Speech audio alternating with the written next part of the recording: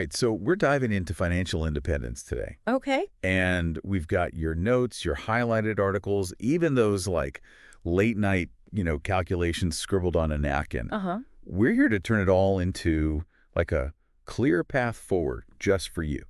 Yeah, it's amazing how that idea of never needing to work again, Right. unless you want to, can really capture the imagination. It totally does. It feels like ultimate freedom, Yeah. but also, if I'm being honest, a little overwhelming. It is. Like, where do you even begin with something like that? It's a great question. Yeah. It's not about, winning the lottery or anything like that. It's Wow. about building a life where your money works harder than you do. Hmm. The first step is figuring out what financial independence means for you. Okay, so it's not like one size fits all. Right. Is there at least like a ballpark figure to aim for? Yeah, Some magic number. there is, and it's called your FI number, Okay. your financial independence number. Yeah. A good starting point is the 25x rule. Okay. You take your annual expenses Mm-hmm. and multiply that by 25.5. Okay. So let's say you spend $50,000 per year. Whoa, so that means I need $1.25 million invested. Yeah. This freedom feels very far away suddenly. It can seem that way at first, Right. but there's a really important detail here. Okay. That 25x figure is based on what's called a safe withdrawal rate, Mm-hmm. the percentage you can take out of your investments each year without, depleting them. Without running out of money. Exactly. Right. And that rate can vary Okay. based on, your investment strategy and how much risk you're comfortable with. So maybe $1.25 million is like a starting point, A good starting point. but it's not set in stone. Exactly. Okay. So what are some of the first steps I can even take to get started? Yeah. That number seems huge. The most important thing is to start today. Okay. Even if it feels like, a small step. Okay. One of the most powerful tools is getting a handle on your spending. Oh, no, not the dreaded budget talk. I promise, it's not as scary as it sounds. Okay. It's about awareness. Okay. Once you know where your money's going, Yeah. you can make choices that align with your goals. There's a popular budgeting method called the 50-30-20 rule.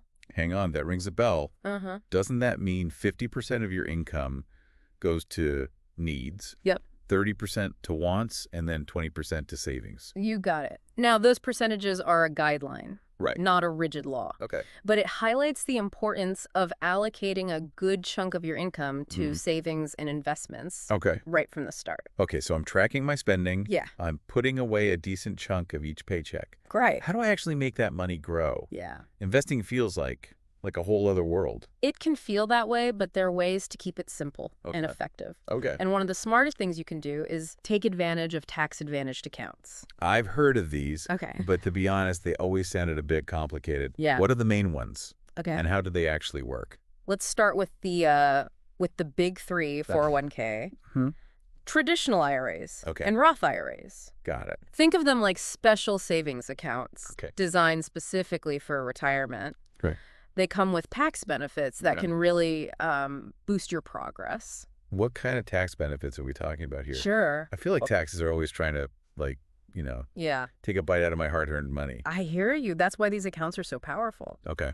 So a 401k is usually offered through your employer. Okay. You contribute pre-tax dollars, which means you're lowering your taxable income now. Right. Traditional IRAs work similarly. Okay. With Roth IRAs, Yeah. you contribute after-tax money, Okay. but then your earnings grow tax-free. Oh. And you don't pay taxes when you withdraw in retirement. Wow, that sounds amazing. Yeah. It's like getting a bonus from the government just for, Yeah, saving for my future. exactly. But choosing what to actually invest in Yeah. still feels overwhelming.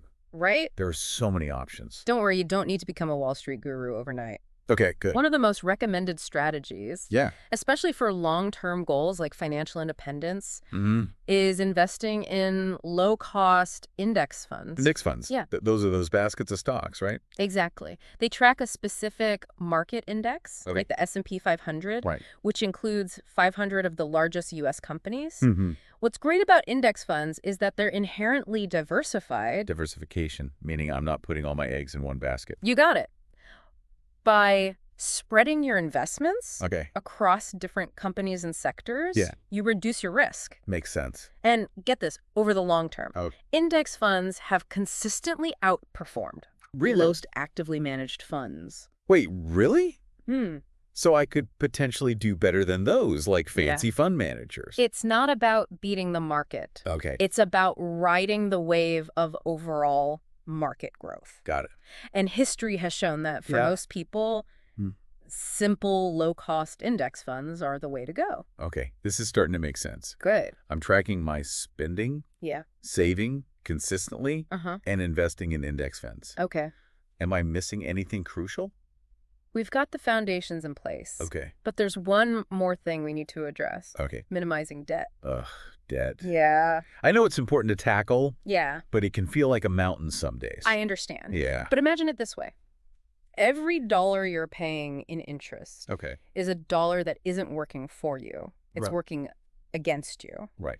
So let's talk about some strategies Yeah. to pay off that debt as quickly as possible. Before you get into that, I have to ask, is it even possible to make progress Yeah. towards FI if I'm still paying off, like Mm. student loans Yeah. or dealing with like credit card debt? Absolutely. It might take a bit longer, Okay. but it's definitely achievable. Okay. It all comes down to prioritizing your goals Right. and making a plan that works for your specific situation. Mm-hmm. Let's talk about two popular methods for tackling debt: Okay. the debt snowball and the debt avalanche. Okay, those sound familiar. Yeah. Remind me how those work again. The debt snowball is all about momentum. Okay. You list all your debts Mm. from smallest to largest, Okay. regardless of interest rates, Got it. and focus on paying off the smallest one first. Okay. Once that's gone, Yeah. you roll that payment amount into the next smallest debt, and Yeah. so on. But That gives you those quick wins Yeah. to keep you motivated. I like the sound of quick wins. What about the debt avalanche? The debt avalanche is all about saving the most money on interest. You prioritize the debt with the highest interest rate, Oh. regardless of the balance, Mm-hmm. and focus on paying that one down first. Okay. It might take a little longer to see progress initially, Right. but you'll save more in the long run. Interesting. So snowball for motivation, Yeah, avalanche for saving on interest. exactly. Got it. Yeah.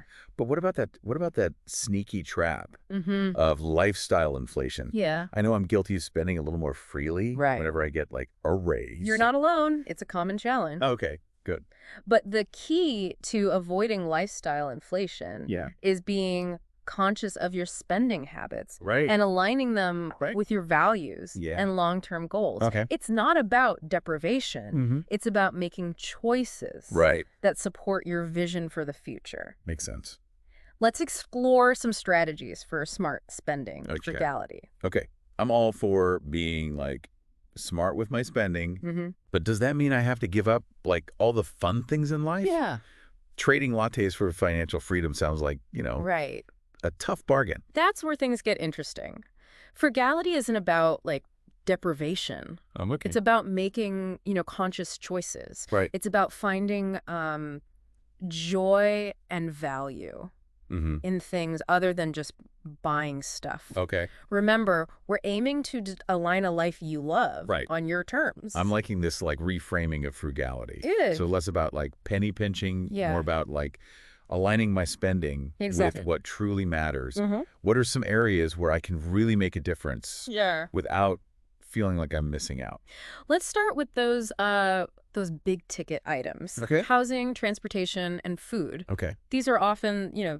the biggest drains on our budgets, Right. but also Sure. where we have the most opportunity to save. Okay, hit me with your best tips, especially for like housing. That feels like a huge expense these days. It definitely can be, but there are creative options. Okay. Could you downsize to a smaller place? Mm-hmm. Maybe even explore like co-living arrangements. Okay. Or if you're open to it, Yeah. house hacking could be an interesting way to offset those costs. House hacking, is that like Yeah. living in a house and like, hacking into the mainframe? Not quite. It's about renting out a room, an apartment within your house, Okay. or even your whole place while you travel Right. to generate extra income. Hmm. It requires some effort, but it can be a game changer for your FI goals. Ooh, that's a clever idea. Yeah. Okay, what about transportation?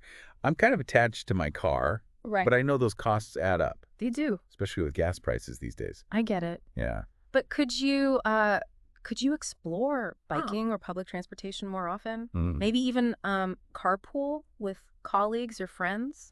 If you're due for a new car, Yeah. consider buying used Okay. instead of new. You Mm-hmm. can save a bundle Right. and avoid that initial depreciation hit. All great points. And food, that's another big one. I love Yes. trying new restaurants, but, Yeah. those takeout bills can get out of hand. They sure can. Cooking at home more often is a fantastic way Yeah. to save money and eat healthier. Right. Meal prepping can also save you time and energy during the week. I've been trying to, get better about meal planning, Yeah. but it's so tempting to just order takeout after a long day. I know the feeling, but imagine how good it would feel to open your fridge Right. and have a delicious home-cooked meal ready to go. Yeah. Plus, think of all the money you'd be saving to fuel your FI dreams. All right. You've convinced me. Time to dust off those cookbooks Yeah. and get creative in the kitchen. Exactly. Okay, so we're tackling those big expenses. Mhm. But what about everyday spending? Yeah. Are there any small changes that can make a big impact over time? Absolutely. It's about being mindful of those little leaks in your budget, Okay. like that daily latte you mentioned. Yeah, yeah. Could you make coffee at home a few times a week instead? Yeah, I could probably do that. Okay. Yeah, Or pack your lunch a few days a week instead of eating out. I could definitely try that. Yeah. Those small swaps probably add up more than I realize. They really do. And think about those subscription services Oh, you might be paying for Sure. but not using. Yeah. Do you really need all those streaming services? I probably don't know. Could you downgrade your gym membership Hmm. or find free workout options? Ooh, good point. Hmm. I probably have a few subscriptions I could cancel. Yeah. It's easy to forget about those recurring charges. Right. Okay, so I'm getting a handle on my spending. Yeah. But is there a way to actually speed up this whole FI journey? Mm. Earning more seems like the obvious answer. Yeah. That's not always easy. That's where multiple income streams come in. Okay. Imagine having, money flowing in from various sources, not just your main job. Okay, now you're talking. Yeah. But where do I even start? Yeah. I'm not exactly an entrepreneur. You don't have to be. There are so many ways to generate extra income, Okay. even if you're not ready to launch, Right. full-blown business. Right. Let's explore a few options, starting with side hustles. Side hustles, like what? Think about your skills and interests. Okay. Could you offer, tutoring, freelance writing, Yeah. virtual assistant services, Ooh, pet sitting, Yeah. or even teach, a skill or hobby online? I've always thought about teaching yoga classes online. I bet there's a market for that. There probably is. Yeah. And with platforms like YouTube, Udemy, and Skillshare, it's easier than ever to create and share your expertise with the world. That's amazing. Okay, so side hustles, online teaching. Yeah. What other income streams are out there? Let's talk about the sharing economy. Okay. Platforms like Airbnb and Turo Yeah. allow you to rent out your spare room, car, or even parking space for passive income. Oh, I've heard of those. It's like turning your assets into little money-making machines. Exactly. And if you have a creative side, Yeah. you could explore Okay. selling crafts or designs on Etsy, Okay. or even start a blog or YouTube channel Right. and monetize it through, ads or affiliate marketing. Wow, those are some great ideas. Yeah. It's exciting to think about all the possibilities. It is. But I have to admit, the idea of starting a business or, Yeah. putting myself out there online Right. can feel, a little intimidating. It's understandable to feel that way, but remember, Okay. you don't have to do everything at once. Right. Start small, experiment, and find what feels comfortable for you.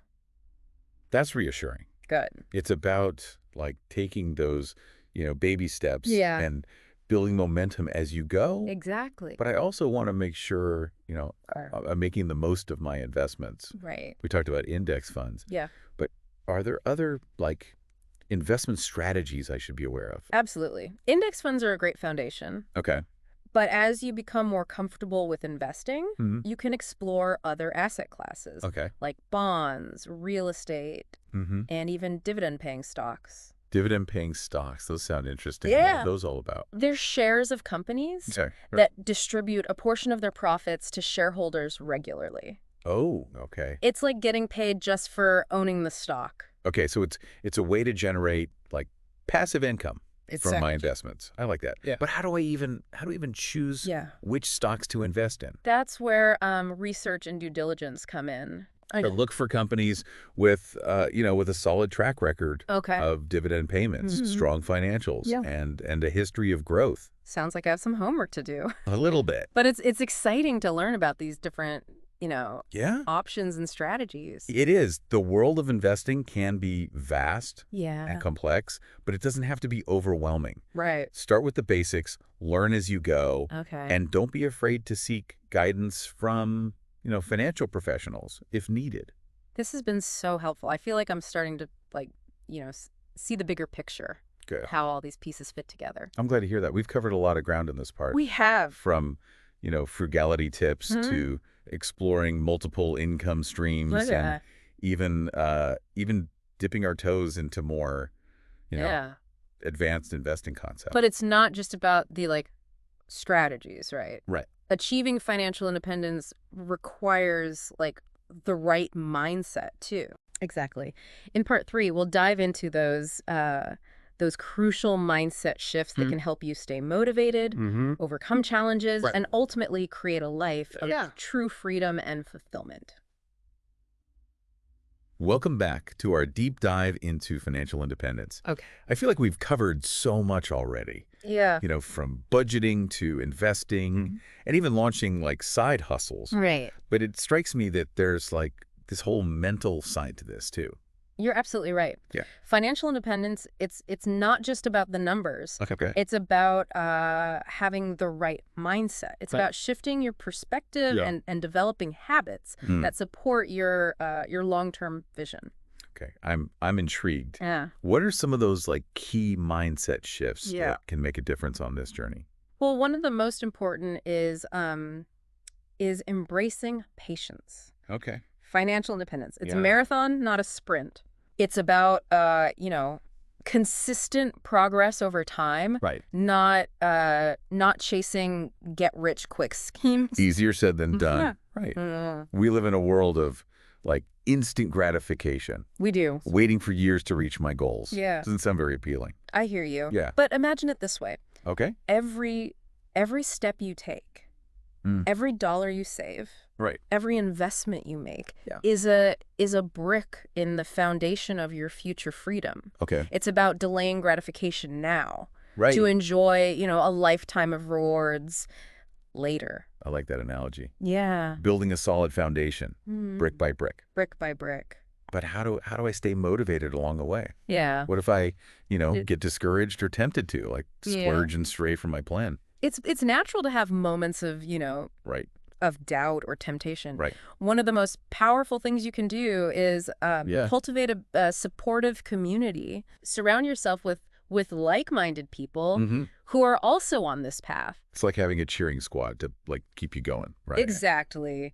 Share your goals, celebrate milestones, and lean on each other for support. All right. Knowing you're not alone can make all the difference. That makes sense. Yeah. Shared journeys are always Right. more fun and inspiring. They are. Any other tips for staying motivated Sure. when those inevitable challenges pop up? Don't underestimate the power of visualization.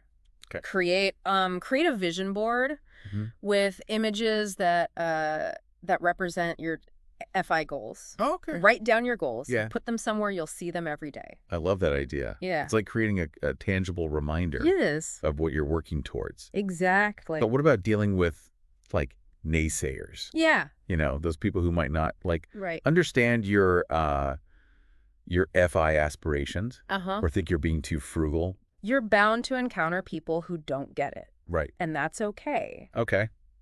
Remember, this is your journey. Right. You don't need to convince anyone or justify your choices. It's about staying true to myself Exactly. and my vision, Yeah. even if others might not, understand. Focus on surrounding yourself with people who support you, Okay. who inspire you, and who believe in your dreams. That's such a powerful reminder. Yeah. It's easy to get caught up in what other people think, Right. but ultimately this is about, creating a life that I love. And that's what financial independence is all about. freedom, Yeah. choice, Right. and the ability to design a life Ooh. that aligns with your values and priorities. This has been such an insightful conversation. Sure. I feel like I've gained a whole new perspective on financial independence. I'm so glad to hear that. Remember, this journey is a process, Right. not a destination. Okay. There will be ups and downs, challenges and triumphs. Right. But by embracing the right mindset, building a supportive community, and staying committed to your vision, you can achieve incredible things. Thank you so much for sharing, your wisdom and guidance. Of course. I feel empowered to, take action and create a future where financial freedom is a reality. And remember, if you were financially independent today, what would you do with your time? Right. Let that question guide you as you embark on this exciting journey. That's a fantastic question to ponder. It is. And for all of you listening out there, thank you for joining us on the Deep Dive. Thank you. We'll be back next time. Sounds good. With another fascinating exploration. Great. To help you unlock new knowledge and achieve your dreams.